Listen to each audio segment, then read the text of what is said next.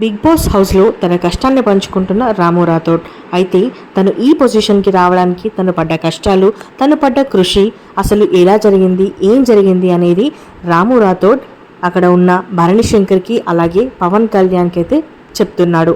అయితే చిన్నప్పటి నుంచి వాళ్ళు పెరిగిన వాతావరణం ఎలా ఉండేదంట అంటే వాళ్ళ అమ్మ నాన్న వాళ్ళతో ఉండకపోయే వాళ్ళని, వాళ్ళ డబ్బులు పంపిస్తే ఇక్కడ ఉన్న వాళ్ళ అక్కే వాళ్ళని చూసుకునే వాళ్ళని, వాళ్ళ అమ్మ నాన్న పూణేకి బొంబాయికి అలా వలస వెళ్ళే వాళ్ళని, అక్కడికి వెళ్ళి అక్కడ మేస్త్రి పని చేసే వాళ్ళని వాళ్ళ నాన్నగారు, అలాగే వాళ్ళ నాన్నగారికి హెల్ప్గా వాళ్ళ అమ్మగారిని కూడా తీసుకెళ్లే వాళ్ళని, అక్కడికి వెళ్ళి వాళ్ళు పని చేస్తే తప్ప వాళ్ళకి ఇల్లు గడవకపోయేదంటూ చెప్పుకొచ్చాడు రాము రాథోడ్.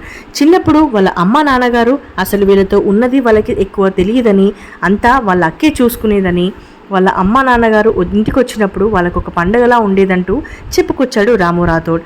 అయితే తను ఈ పొజిషన్కి రావడానికి కారణం ఏంటంట అంటే ఇలా మనకి పరిస్థితి ఉండకూడదు, ఇంట్లో ఇలా అస్సలు ఉండడానికి వీల్లేదు, నేను ఏదైనా చేయాలి అనుకుని తను డ్యాన్స్ చేయడం మొదలుపెట్టాడంట.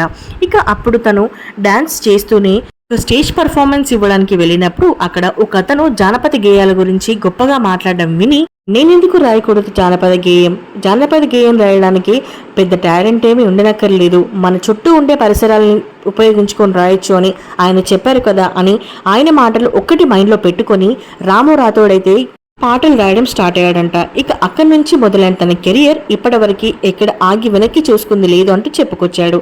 తన మాటలకి అక్కడ ఉన్న వాళ్ళందరూ ఇంప్రెస్ అయిపోయారు. మరి మీకు బిగ్ బాస్ హౌస్ గురించి మరిన్ని అప్డేట్స్ కావాలంటే తప్పకుండా మన ఛానల్ని సబ్స్క్రైబ్ చేసుకోవడం మాత్రం మర్చిపోవద్దు.